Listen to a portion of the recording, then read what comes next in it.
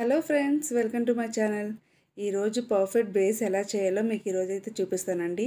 ఎందుకంటే మా పిల్లలు రోజు అందరికీ చేస్తావు, నాకు మాత్రం చేయవు అని చెప్పేసి నన్ను చాలా ఇబ్బంది పడుతున్నారనమాట.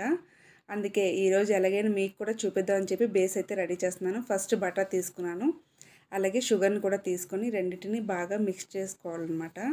చూసారా, మిక్స్ చేసుకునేటప్పుడు కొంచెం మీకు చేయి నొప్పి వస్తుందని చెప్పి వదిలేకండి. కంటిన్యూస్గా అలా మిక్స్ చేస్తుండండి. అది ఎంత ఫ్లఫీగా వస్తే కేక్ అంత బాగా వస్తుందన్నమాట.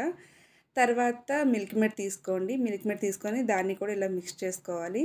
తర్వాత సేమ్ కప్తో మిల్క్ కూడా తీసుకోవాలండి. అందులో వేసుకొని దీన్ని కూడా మళ్ళీ ఒకసారి మిక్స్ చేసుకోవాలి. మిక్స్ చేసుకున్న తర్వాత దీంట్లోని కొంచెం ఈనో అయితే వేసుకోవాలండి. ఇది పర్ఫెక్ట్ బేస్ కోసమేనండి. ఈనో వేస్తున్నారేంటి అని మాత్రం అనుకోవద్దు. ఇది మీకు ఇలా చేసుకుంటే ఇదైతే ప్రీమిక్స్ కాదు. తర్వాత వెనిలా ఎసెన్స్ వేసుకోండి. తర్వాత నేను డ్రై ఇంగ్రీడియంట్స్ అయితే తీసుకుంటానండి. Maida, cocoa powder, baking soda, baking powder అయితే తీసుకొని ఇలా చల్లించుకొని వేసుకోవాలి. చూసారు లోపల ఎలా ఉందో అలా ఉండకూడదు అనమాట, ఉండలాగా, లేకపోతే బబుల్స్ లాగా వచ్చేస్తాయి అనమాట. తర్వాత మనకి ఎంత మిల్క్ కావాలో అంత వేసుకుంటే దాన్ని ఇలా కలుపుకోవాలి. బ్యాటర్ అయితే రెడీ అయిపోయిందండి.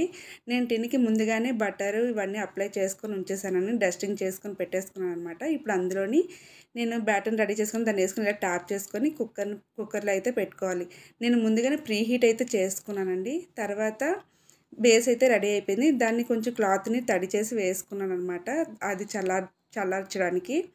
తర్వాత దీన్ని ఇప్పుడు మళ్ళీ నేను కేక్ కింద తయారు చేసుకోవాలి కదా, నేను నార్మల్గా ఇస్తే ఏం బాగుంటుందని చెప్పి నేను బేస్ని అయితే 3 లేయర్స్ కింద కట్ చేసుకొని దానికి విప్పింగ్ క్రీమ్, సోకింగ్ సిరప్ అన్నీ అప్లై చేసుకున్నాను అనమాట.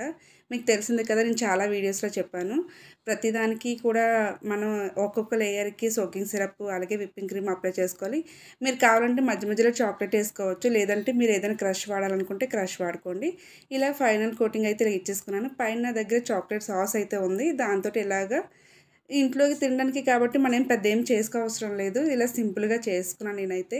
మీకైతే కేక్ ఎలా అనిపించింది? మీకైతే నచ్చిందా? ఒకవేళ